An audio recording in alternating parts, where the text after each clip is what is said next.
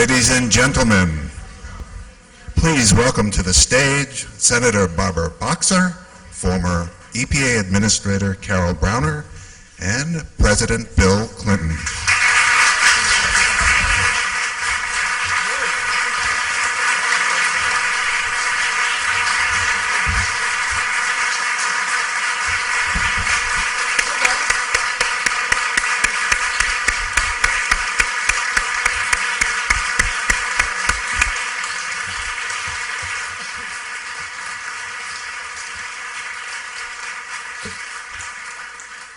Please be seated, everyone. I want to welcome you to this wonderful occasion, and we will begin with a musical selection by the Unified Voices of Excellence Choir, which is made up of students in middle school, high school, and college from throughout the Washington region. And the choir is led by Brandon Jamal Felder. All right? Please welcome them.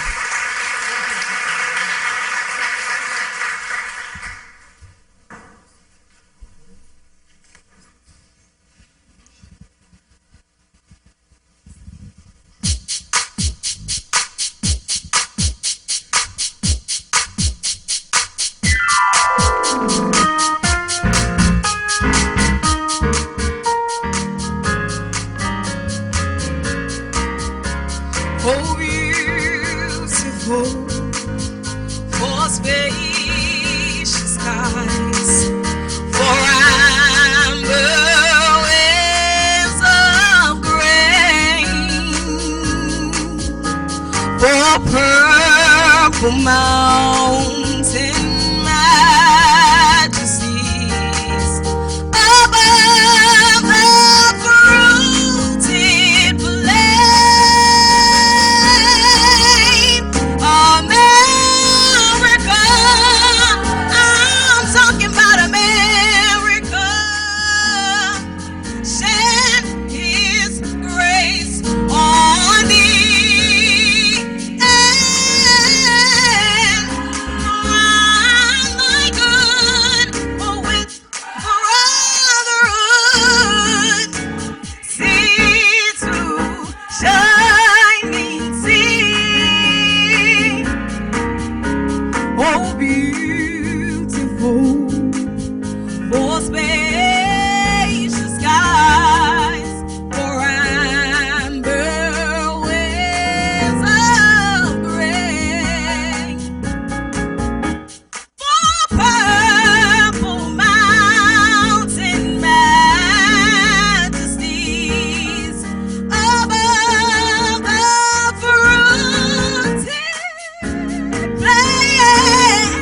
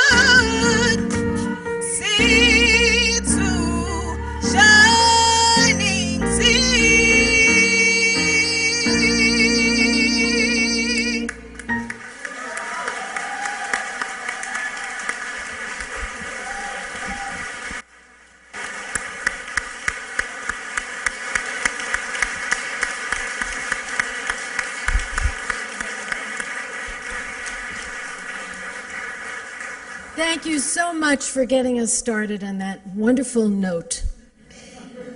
I am so pleased to be joined on stage today by the one and only President Bill Clinton and his former EPA administrator, my friend Carol Browner.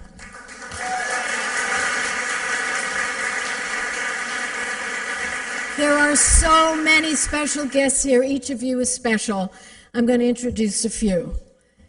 The great Senate Majority Leader, Harry Reid. Please stand up, Harry.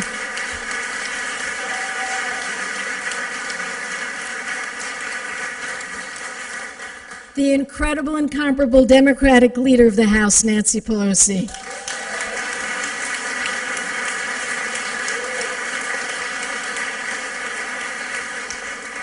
The articulate and fabulous Majority Whip of the Senate, Dick Durbin.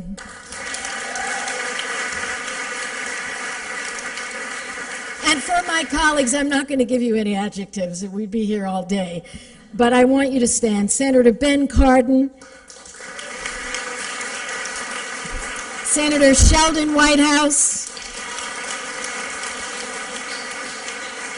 and the wonderful Congressman Nick Rahall, who's the ranking member of the House Transportation and Infrastructure Committee. I want to acknowledge a GSA administrator. Where are you, Dan? Dan Taglioni? Yes? And really help me welcome the next administrator of the EPA, Gina McCarthy.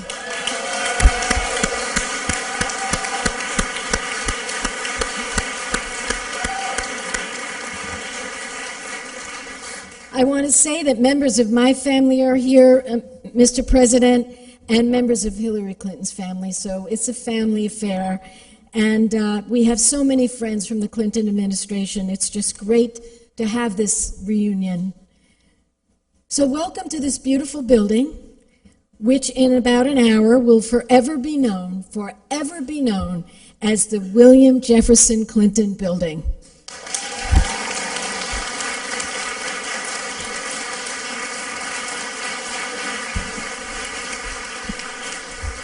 Mr. President, if anyone knows how a bill becomes a law, you do.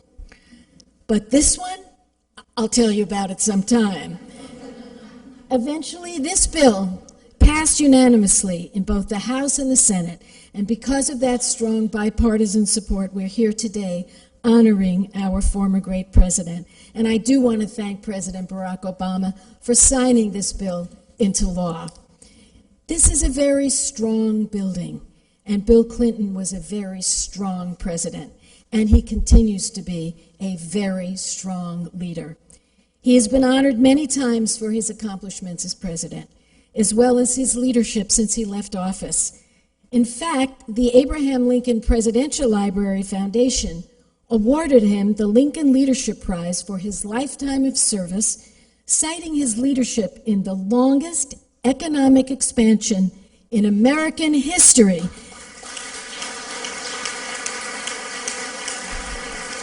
which included the creation of 22 million jobs and the lowest unemployment rate in 20 years.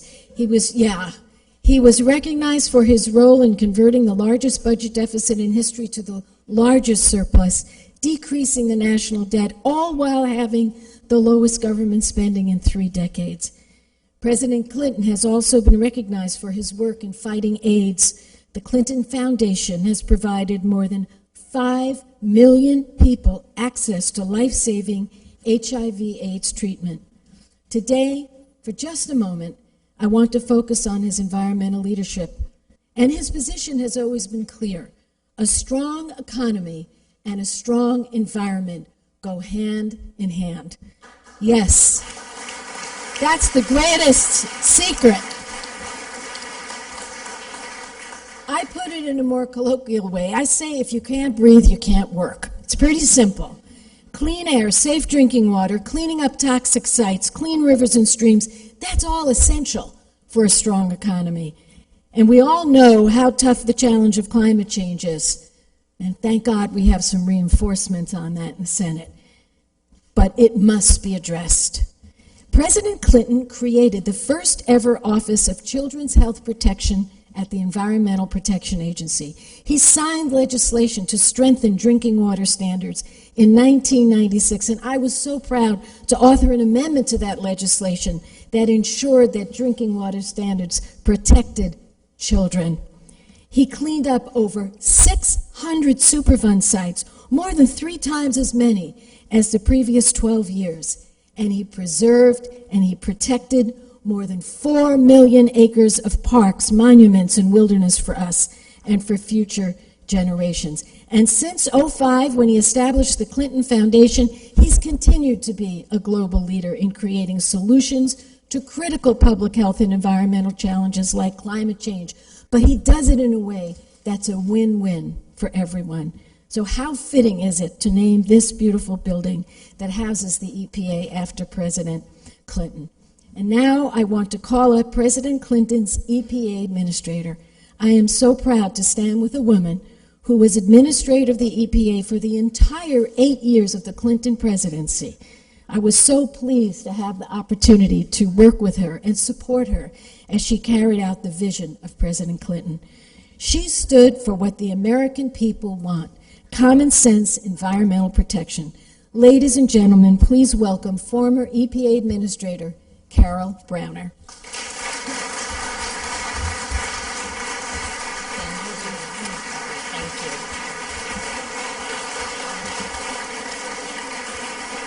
Thank you. Thank you, Barbara, for the introduction, and thank you for your tireless leadership in support of this agency and the environment. You have been a true friend. Thank you so much. You know, it's a real pleasure, obviously, to be here today. It's a real pleasure to be joined by so many that I had the honor to work with during my tenure here. You know, at the end of the day, you are only as good as the people who join you in any effort. And I was incredibly lucky to be joined by so many outstanding folks, both political and career, all really dedicated public servants. I want to recognize Gina. I look forward to calling you Administrator McCarthy, and I want to take just a moment to thank Bob Perciasepi for the leadership Bob has provided.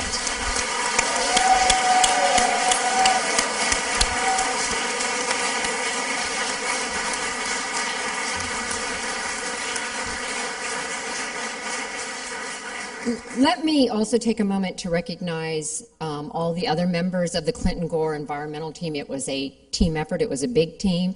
Today is not just, I think, a recognition of EPA, but it is really of all of the environmental and natural resource work that was done by each of you under the leadership of President Clinton and Vice President Gore. From the preservation of our national forests to the protection of Yellowstone, the creation of new monuments, Death Valley National Park, from the designation of 14 American heritage rivers to the protection of 84 million acres of coral reef in the Hawaiian Islands, to my favorite, your work to save the Everglades. Because of this team's effort, the landscape of our country is a much more beautiful and protected landscape. And let me also give a special thanks to John Podesta, because he was there at the end while we worked so hard to get so many things done.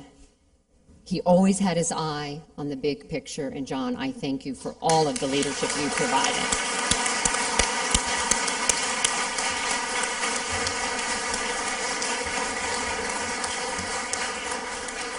So, Mr. President, it is hard to believe that it was more than 20 years ago that you asked me to join your administration. Neither of us had a single piece of silver hair back then. And at the announcement of my nomination in Little Rock, I held my son Zach on my hip. That little boy is now an adult, running a camp, instilling in young boys a sense of nature. During your tenure, we faced and intransigent Congress, a fierce, well-funded, and active opposition. Glad to see so much has changed in Washington.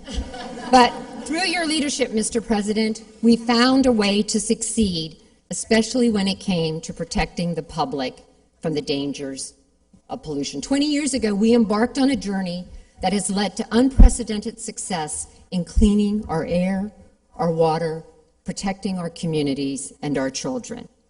Now, I first met you when I was serving as Secretary of the Environment in my home state of Florida, working for Lawton Chiles, Governor Lawton Chiles. You were candidate Bill Clinton, and you came to South Florida to survey the wreckage caused by Hurricane Andrew. And in true Clinton fashion, the allotted time for your visit was extended many times over. I think it was supposed to be an hour. It turned into several hours.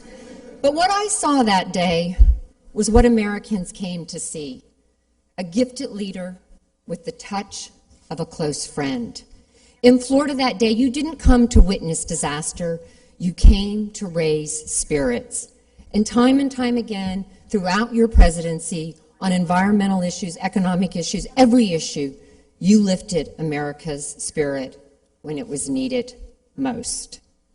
Now, Barbara already reminded us that the Clinton-Gore campaign slogan, "It's the economy, stupid," wasn't just a slogan. It was a governing philosophy. And when people talk about the Clinton administration, as Barbara said, they recall the booming economy, the low unemployment rates, a balanced budget, a reformed welfare state. And when it came to protecting our environment, you proved you don't have to choose between a strong economy and a healthy environment. In fact, we can have both. For starters, you elevated and strengthened EPA, giving the agency a seat at the cabinet table. You used your veto power to ensure that EPA had the money and kept the environmental cop on the beat. You exposed the Dirty Water Act, and under Vice President Gore's leadership, provided regulated industries common sense, cost-effective compliance tools to meet tough science-based pollution standards. You recognize that EPA's work should be about protecting the most vulnerable among us, our children, because when we do that, we protect all of us.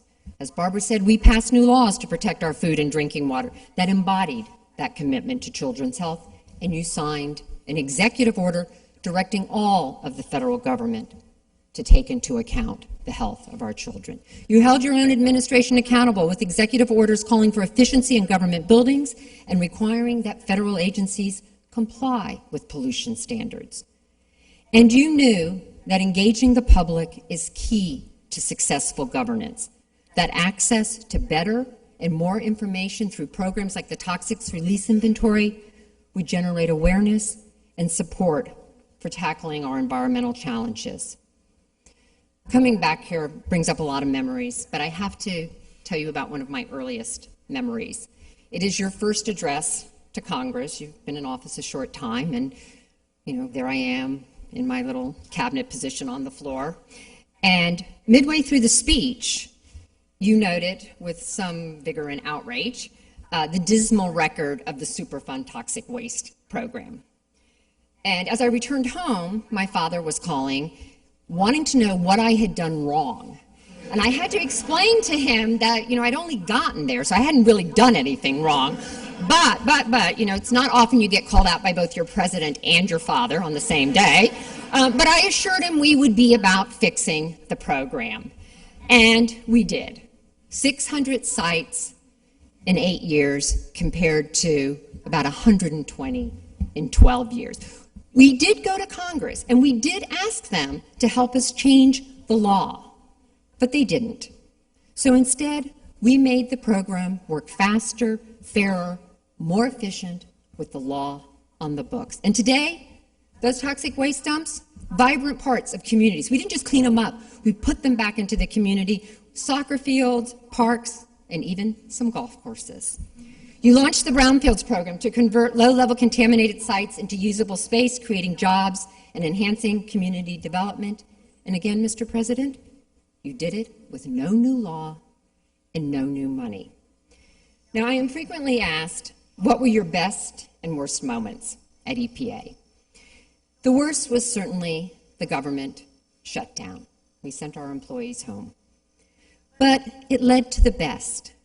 The onslaught of attacks caused us to explain to the American people what EPA does, how important EPA is to the health of their children and their communities.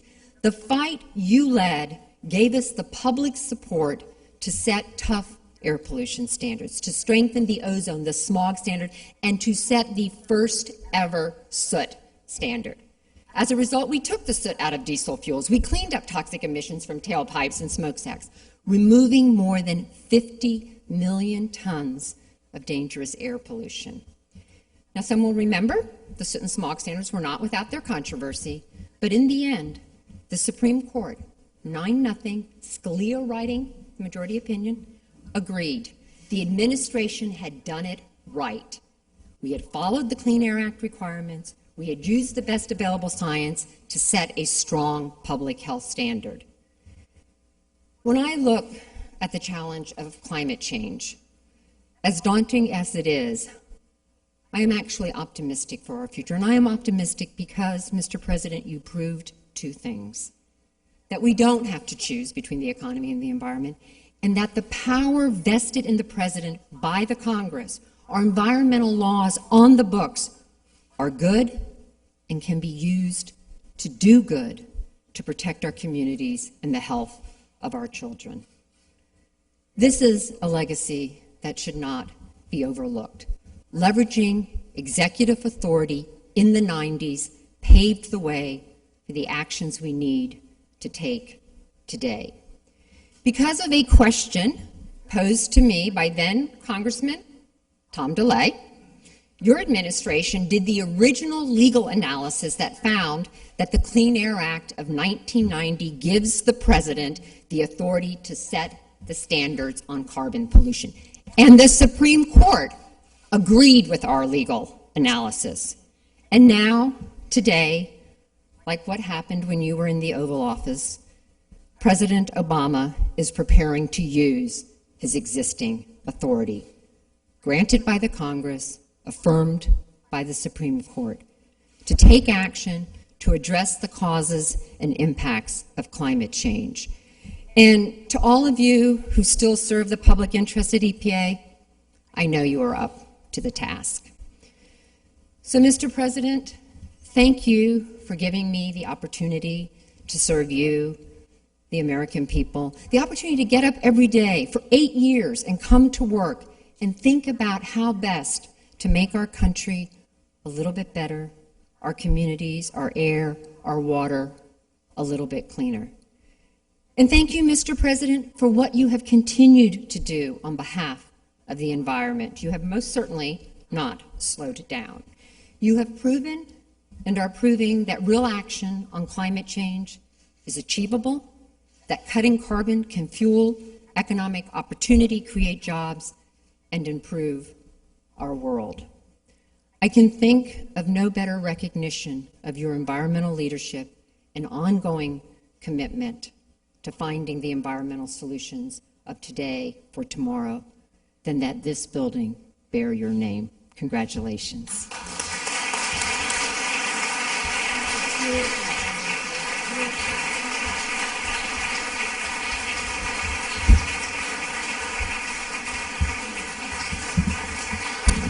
That was wonderful, Carol. That was wonderful. What a walk down memory lane for those of us who were here through all of those struggles. So I'm going to have my great honor to bring you the person who we really all came to here today. On December 3rd, 1907, Teddy Roosevelt, our 26th president, said the following. I want you to listen to it carefully.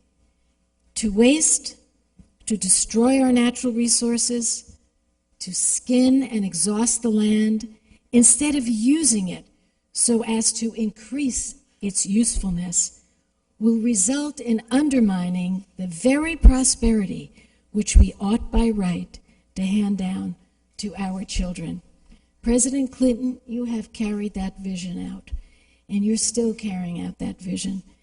So it is my deepest honor to introduce to you President Bill Clinton. And I will take away this thing. Thank you. Thank you very much. Thank you. Thank you. Thank you very much. First of all, thank you, Senator Boxer, for your leadership and for the work you have done. And somebody took all my notes on my speech away. No, you know what happened when you're not president anymore? You can say whatever the heck you want. But that's the good news. The bad news is nobody has to care what you say, and if you can't read your own handwriting, you're really in trouble. But anyway, I want to thank Senator Boxer for many things. Our more than 20 years of friendship, for her leadership, for the environment and her committee chairmanship, and for her initiative in naming this building after me.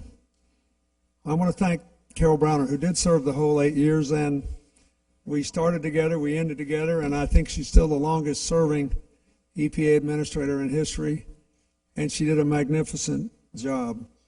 I want to thank all the other people who are here in the administration, and I want to thank my brother-in-law and his family and all of our relatives who are here.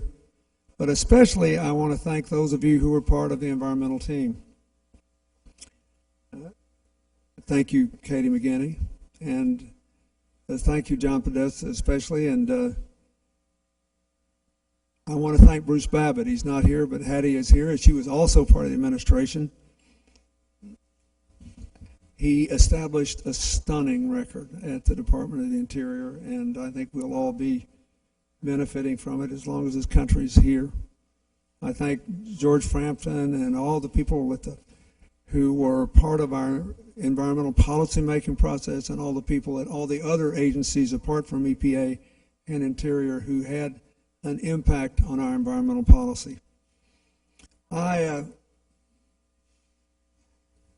was thinking on the way over here, when Al Gore first said, you know, we ought to look at Carol Browner to be head of EPA. I said, well, if she worked for Lawton Childs, that's good enough for me. I loved Lawton Childs. And I love Carol Browner, and you saw why today, didn't you? I mean, it was amazing. So I'm very grateful. But this building could be named for you and for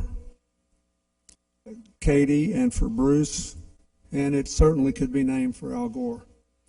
And he's not here today, but I want to thank him. If it hadn't been for his leadership, his initiative, particularly in the way we dealt with some of this regulation, and you talked about it, trying to give the business and industry more flexibility in the way they could implement these things so we could save jobs and grow jobs while making the environment better. It would have been a very different record. So to all of you, I thank you. I want to thank our acting administrator, Mr. Percisepi. Thank you, and I love the fact that you got such a big hand here.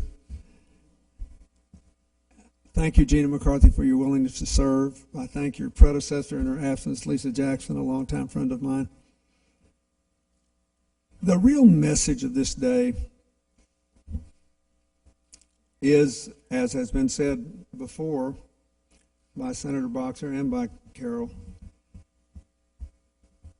you can have a growing economy with more jobs and rising incomes and a sustainable environmental policy. You can protect our precious natural resources, and you can promote the public health, and you can fight climate change. In fact, from now on, that's going to be the only way to have a sustainable economy. I spend an enormous amount of time obviously now in other countries doing the work that was mentioned briefly. I see the 21st century world from its upsides and its downsides. And everywhere you go, basically, there is some version of three big problems. There is way too much inequality in incomes and access to employment and access to education and health care and access to capital if you want to start a business. There is a global jobs crisis for young people, which helped to bring on the Arab Spring, which means that in Spain, which has the highest unemployment rate in Europe now, the unemployment rate among young people is twice what it is among the population as a whole. This is going on everywhere. So the old economic model is not too hot anywhere. The second thing is there's way too much instability in the modern world. You saw it from the financial crisis, from our vulnerability to terror and the way sometimes we act and maybe overreact to it, and from all this re-emergence of these conflicts based on religious and ethnic and other differences. And the third thing is everybody, one way or the other, is being affected both by climate change and by the destruction of local precious resources, the water, the air, the fishing stocks, and I could go on and on. So basically the whole trick in the 21st century world for the United States and everywhere else is how to create a growing economy with rising incomes and more jobs, especially for the young and for people in their middle years who didn't get a lot of education before they entered the workforce. How to have enough instability to permit creativity to occur, but not so much that we're all scared to death all the time and everything just shuts down. And how to fight the changing climate and the depletion of resources in a way that doesn't undermine the economic objectives. That is what the whole 21st century world is going to be about for the next 20 or 30 years. I have drawn first the conclusion that we've all said. It's not just that you can grow the economy and create jobs and raise incomes and have a sustainable environmental policy. It is the only way to do it over the long run in the 21st century because of the other problems. The second thing that I would like to say is that wherever possible, creative cooperation is a heck of a lot better than conflict. And one of the problems we face in America that you see that they're trying to come to grips with in various ways, sometimes violent, sometimes not, in the troubles you've seen in Turkey and Syria and Egypt, the upheavals now in Brazil, one of my favorite countries in the world for all the progress they have made, is that sometimes the best politics is conflict, but the best problem solving requires cooperation. And so here we are. Senator Reid finally found a cooperator in the last 48 hours and worked his magic again. Thank you very much.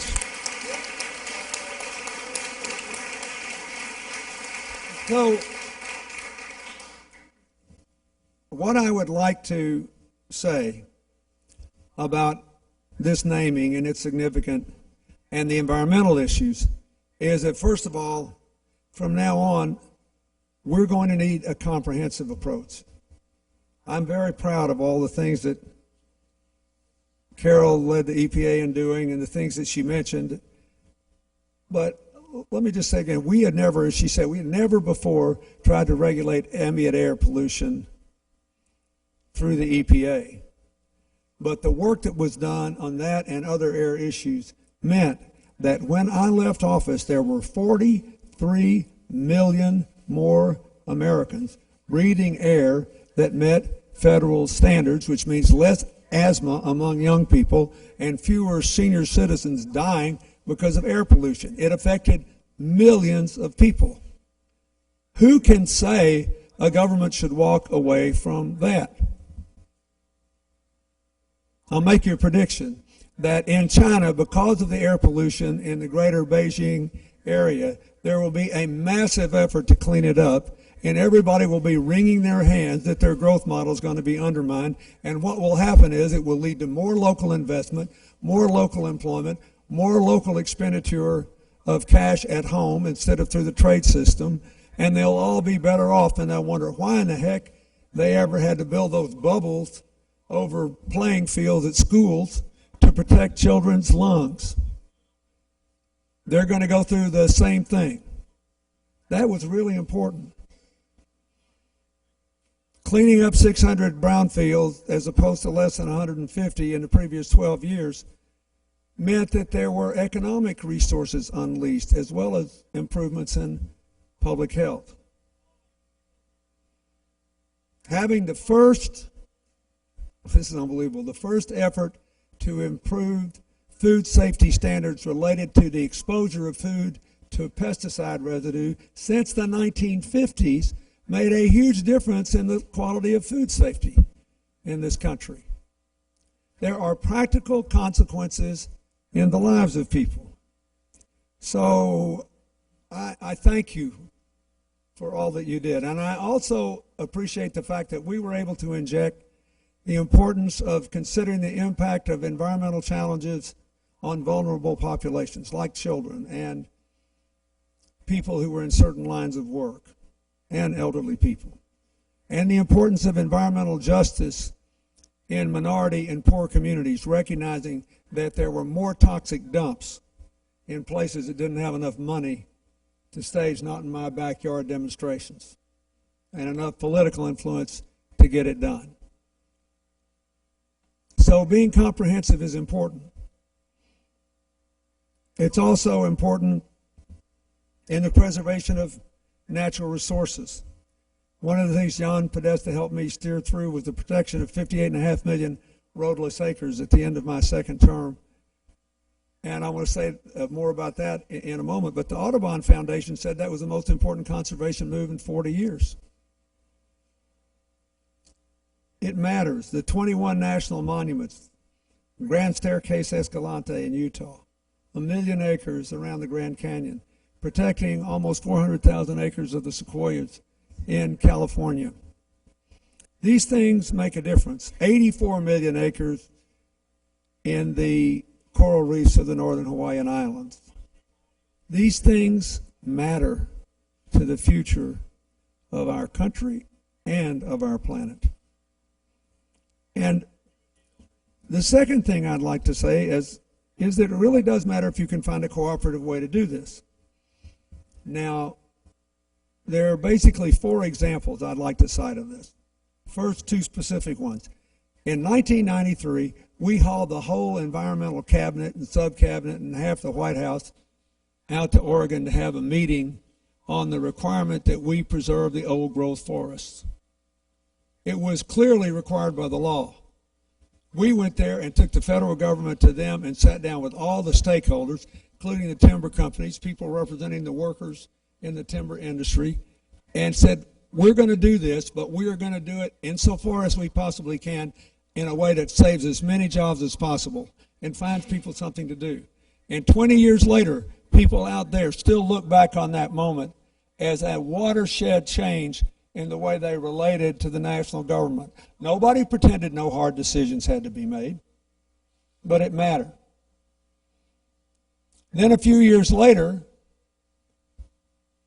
we had a similar meeting with all the stakeholders around Lake Tahoe. You had all these land developers who were mostly Republicans and thought that they would never see the federal government in a light that was at all positive. And the environmentalists who knew one thing: if they lost Lake Tahoe's environmental quality, the whole future of their region would be compromised. It's one of only 2 blue water lakes, natural blue water lakes, on the entire planet. So they're still working on it. They still have challenges. But the thing was, we set up a cooperative process where all the stakeholders said, we're going to save this lake. They're always going to be able to, I'll never will forget, they're always going to be able to pass that white plate test where you can put a white plate down 100 feet and you can still see it. And the water will stay blue. The third thing was that part of this rulemaking change was the kind of self-reporting setup you did for people who found they were in violation of EPA rules and regulations. If they came in and said, we're in violation, we want to get out, let's do a constructive plan together, instead of slapping them with a big fine or trying to shut them down, we work together to enable these people to keep them working their employees, keep contributing to the economy, save their jobs, but clean up the environment. And I think all of that was very important. And the fourth thing was something that I first saw embodied under the previous administration of the first President Bush, which is trying to use market mechanisms like cap and trade to solve specific environmental problems. And by the way, in general, and they did it for acid rain, and then we later did it for CFCs under the same bill, and all the research is that you get about the same environmental consequence in terms of cleaning it up for half the cost. So whenever you can find some way to do something faster, cheaper, better that helps people, that's what you ought to do. The third thing I'd like to say, so we need to be cooperative where we can. We need to be comprehensive. And the third thing we have to do is to be committed. It's true that that commitment was hanging fire in 1995 and 1996 during the government shutdowns, but I vetoed those two appropriations bills with 16 environmental riders, and eventually they were all taken off. And so I was practicing to be Harry Reid when I grow up. But there's more than that. Just hanging in there. The roadless acre rule was challenged consistently until just not very long ago. Less than a year ago, it was finally upheld for the last time. The Obama administration finally issued the rule we said should come, declaring mercury as a serious pollutant. You've got to be willing to pay the price of time. I'll never forget, we had in 1993 the first plan to set up an international mechanism to which America would contribute to finance projects to reduce greenhouse gas emissions. We passed in the House of Representatives a carbon tax that would have been far less unpopular than a gas tax, because it would have been spread across a wider range of the economy. And it was very modest, but it was a good beginning. When we agreed that America would meet our obligations to reduce our greenhouse gas emissions under the Kyoto Protocol, and I signed it, and Al Gore went to Japan and finished the negotiations, it is the only bill I ever lost in Congress before I sent it to them. And an astonishing example of bipartisan cooperation in the Senate, which voted against it 98-0. Why? Because in the late 90s, everybody believed that you could not stay rich, get richer, or grow rich unless you put more greenhouse gases into the atmosphere. Nobody who's looked at the evidence believes that anymore. I spent yesterday in Puerto Rico looking at a dozen things they can do to grow their economy faster by reducing their emissions. So nobody's right all the time.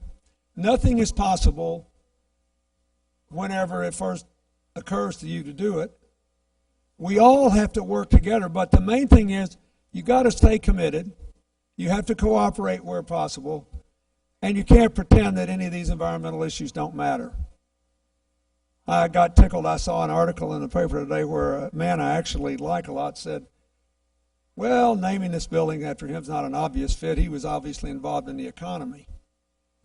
but it sort of fits. If you listen to all these things that have been litanized today, I think it more than sort of fits, not for me, but for what we did, for what our administration did. And so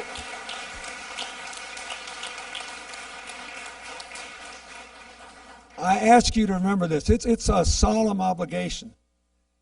I never will forget when we were trying to negotiate our way through all the issues in the old growth forest obligation. We were asked to provide an exemption for the Native American tribes out there from all the rules. Why? Because they had their own EPA built in their DNA. And they only cut down one old growth tree every 7 generations. And as I remember, they got their exemption. Isn't that right? We are trying to do something no one has ever done before. We're trying to have a world with 7 billion, by mid-century, 9 billion people, where we get rid of extreme poverty, we get rid of the avoidable causes of death in early childhood, we take advantage of the developments coming out of the human genome research to extend average life expectancy beyond 90 years, where the fastest growing group of Americans are going to be people over 100. And this is going on in a lot of other places. And where we do more with the water we have, with the land we have, with the capacity to produce food. And we avoid the most calamitous consequences of climate change. And we do it in a way that creates a job for all the young people who want one, and deals with the fact that so many people feel left out and left behind. That's enough to choke a horse. But I promise you, it can only be done with a commitment to a sustainable, green, shared future, living in more in harmony with each other and also more in harmony with our earthly home. That is the meaning of this day to me. Thank you, and God bless you all.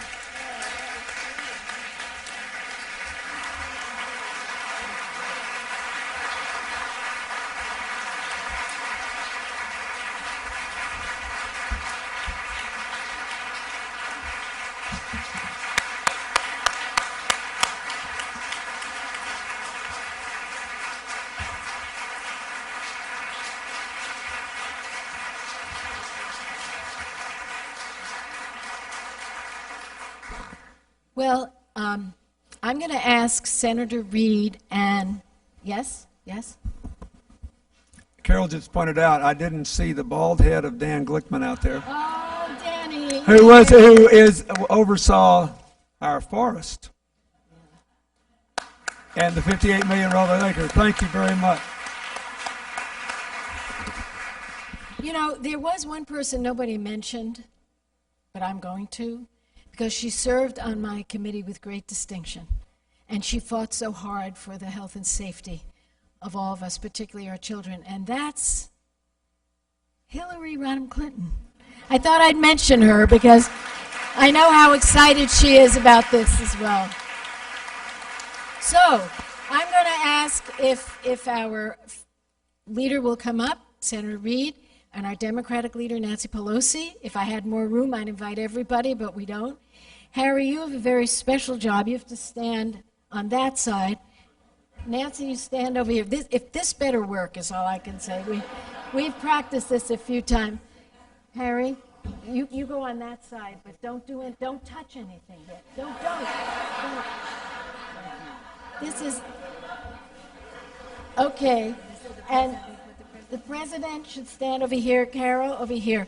And guess what? Right before we do this, we're going to have a last song from our wonderful choir, and then at the conclusion, Harry, you know what you have to do, okay?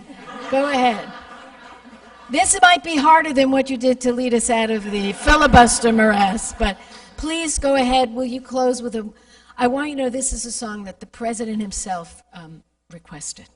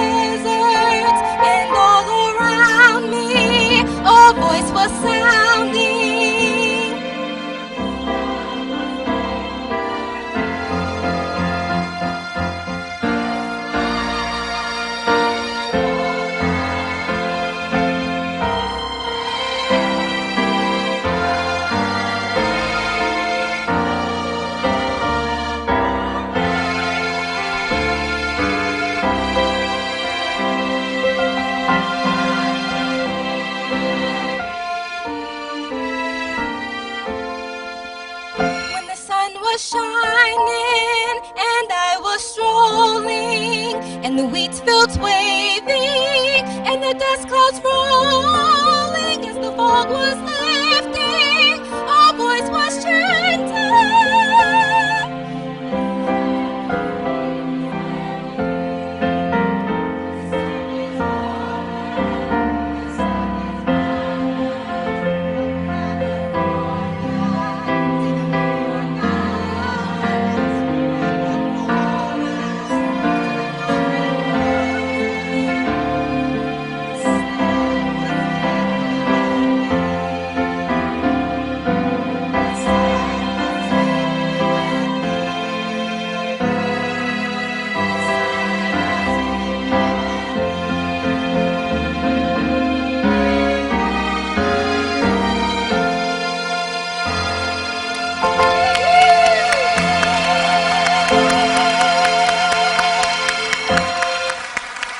Thank you so much.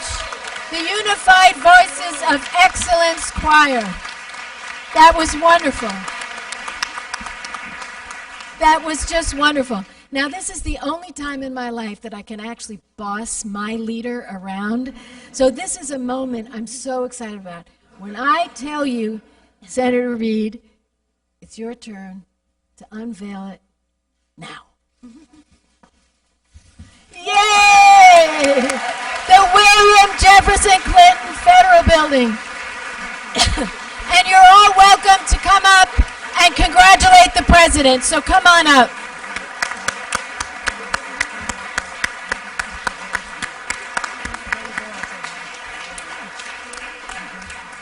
Come on up and congratulate the president. This has been a wonderful moment for us all. Thank you for sharing in this history.